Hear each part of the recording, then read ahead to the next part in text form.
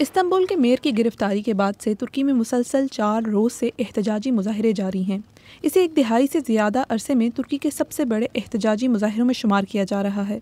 मुजाहिरीन को मुंतशिर करने के लिए आंसू गैस की शेलिंग की गई थी, मगर इन एहतजाजी मुजाहिरों की वजह क्या है? तुर्क सदर रजब तैयब उर्दवान के मुखालिफ अकरम इमाम ओगलू को बुध के रोज़ हिरासत में लिया गया।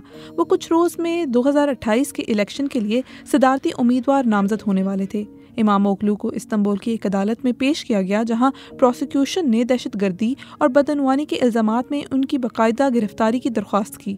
इमाम ओगलू खुद पर आयद करदा इल्ज़ामात की तरदीद करते हैं। एक तकरीब में उर्दवान ने मुजाहिरों की मजम्मत की और इमाम ओगलू की अपोजिशन जमात CHP पर बदअमनी फैलाने और लोगों में तकसीम पैदा करने का इल्ज़ाम लगाया। हुकूमत की तरफ से अवामी इज्तिमात पर पाबंदी आयद की गई थी, मगर इसके बावजूद लोग बाहर निकले।